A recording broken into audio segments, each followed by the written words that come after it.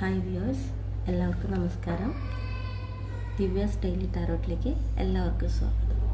അപ്പോൾ ഇന്നത്തെ ദിവസം എന്നെ കണ്ടുകൊണ്ടിരിക്കുന്ന എൻ്റെ വ്യൂവേഴ്സിന് പ്രപഞ്ചശക്തി നൽകുന്ന മെസ്സേജ് എന്താണെന്ന് നമുക്ക് നോക്കാം. അതിനുവേണ്ടി ഞാനിവിടെ കുറച്ച് കാർഡ്സ് എടുത്ത് വെച്ചിട്ടുണ്ട്. നിങ്ങൾ നന്നായി പ്രാർത്ഥിച്ചുകൊണ്ട് ലൈക്ക് ചെയ്തുകൊണ്ട് നിങ്ങളുടെ എനർജി കാർഡ്സിലേക്ക് നൽകിക്കൊണ്ട് റീഡിങ് തുടർന്ന് കേൾക്കുക. ഓക്കെ, ഈ റീഡിങ് തികച്ചും ജെൻഡർലെസ് ആണ്, ടൈംലെസ് ആണ്, ജനറൽ റീഡിംഗ് ആണ്. ഒരുപാട് പേരുടെ എനർജി യോജിച്ചുകൊണ്ടുള്ള റീഡിംഗ് ആണിത്. ഇതിൽ എത്രത്തോളം നിങ്ങൾക്ക് റെസനേറ്റ് ആവുന്നുണ്ടെന്ന് അറിയില്ല. റെസനേറ്റ് ആവുന്നവർ ദയവ് ചെയ്ത് താഴെ കമൻറ്റ് ചെയ്യുക. ഇഷ്ടപ്പെട്ടിട്ടുണ്ടെങ്കിൽ ലൈക്ക് ചെയ്യുക, സബ്സ്ക്രൈബ് ചെയ്യുക. വീഡിയോ തുടർന്നും കാണാൻ ആഗ്രഹമുള്ളവർ സബ്സ്ക്രൈബ് ചെയ്യുക. Okay, thank you. അപ്പോൾ നമുക്ക് റീഡിങ്ങിലേക്ക് പോകാം. നമുക്ക് കിട്ടിയിരിക്കുന്ന ഫസ്റ്റ് കാർഡ് എന്ന് പറയുന്നത് ടവർ കാർഡാണ്. അതായത് എന്നെ കണ്ടുകൊണ്ടിരിക്കുന്ന എൻ്റെ വ്യൂവേഴ്സ് ഇപ്പോൾ നിൽക്കുന്ന ഒരു സാഹചര്യം എന്ന് വെച്ച് കഴിഞ്ഞാൽ നിങ്ങളുടെ ലൈഫിൽ എന്തോ ഒരു കാര്യം ഓൾറെഡി തകർന്നു പോയിരിക്കുന്നു, അല്ലെങ്കിൽ അതൊരു തകർച്ചയുടെ വക്കിലാണ് എന്നാണ് കാണിക്കുന്നത്.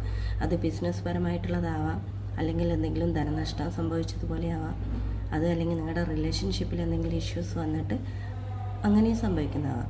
നിങ്ങളെ ആരെങ്കിലും ഇത്രയും കാലമായിട്ട് പറ്റിച്ചുകൊണ്ടിരിക്കുന്നതാണെങ്കിൽ നിങ്ങൾ പറ്റിക്കപ്പെടുന്നത് നിങ്ങൾ തിരിച്ചറിയുന്നതാവാം. അതല്ലെങ്കിൽ നിങ്ങൾ ആരെയെങ്കിലും പറ്റിച്ചുകൊണ്ടിരിക്കുകയാണെങ്കിൽ നിങ്ങൾ പറ്റിച്ചുകൊണ്ടിരിക്കുന്ന ആ വ്യക്തി നിങ്ങൾ കള്ളമാണെന്നുള്ളത് തിരിച്ചറിയുന്നതുമാവാം. ഇങ്ങനെയാണ് ഈ സാഹചര്യം കാണിക്കുന്നത്. അതിനെ കൺഫേം ചെയ്യാനായിട്ട് എടുത്തിരിക്കുന്ന കാർഡ്സിൽ കാണിക്കുന്ന your dreams need A practical plan എന്നാണ് പറയുന്നത്. നിങ്ങൾ ഏറ്റവും ആഗ്രഹിച്ചൊരു കാര്യം, അല്ലെങ്കിൽ നിങ്ങൾ ഒരുപാട് ഇഷ്ടപ്പെടുന്ന ഒരു കാര്യം, അല്ലെങ്കിൽ നിങ്ങളിപ്പോൾ നിൽക്കുന്ന ഒരു സാഹചര്യം തകർച്ചയുടെ വക്കിലാണെങ്കിൽ അതിനെ നിങ്ങൾ സ്വപ്നം കണ്ട രീതിയിലേക്ക് എത്തിക്കാനായിട്ട് അതിന് വളരെയധികം നിങ്ങൾ കഠിന പ്രയത്നം നടത്തേണ്ടതുണ്ട്. നിങ്ങൾക്ക് വ്യക്തമായിട്ടുള്ള ഒരു ഫോക്കസ് ഉണ്ടായിരിക്കണം ആ ഒരു കാര്യത്തിലേക്ക്. നിങ്ങൾക്ക് വ്യക്തമായിട്ടുള്ള ഒരു പ്ലാനിങ്ങോട് കൂടി നിങ്ങൾ മുന്നോട്ട് പോയാൽ മാത്രമാണ് നിങ്ങളുടെ ആ സ്വപ്ന തുല്യമായിട്ടുള്ള ആ ഒരു ജീവിതം, അല്ലെങ്കിൽ നിങ്ങൾ ആഗ്രഹിക്കുന്ന ആ ഒരു കാര്യം നിങ്ങൾക്ക് സാധിച്ചെടുക്കുക. ഓക്കെ, വളരെയധികം പ്രാർത്ഥിച്ചുകൊണ്ട്, വളരെ ആലോചിച്ച് തീരുമാനിച്ചുകൊണ്ട് നന്നായിട്ട് പ്രവർത്തിച്ച് നിങ്ങളുടെ ലക്ഷ്യത്തിലേക്ക് എത്താൻ ശ്രമിക്കുക. ബിസിനസ് ആണെങ്കിൽ ബിസിനസ് വളരെയധികം ചിന്തിച്ച് മാത്രം ഇൻവെസ്റ്റ് ചെയ്യുക, അതിന് വേണ്ടുന്ന കാര്യങ്ങൾ ചെയ്യുക.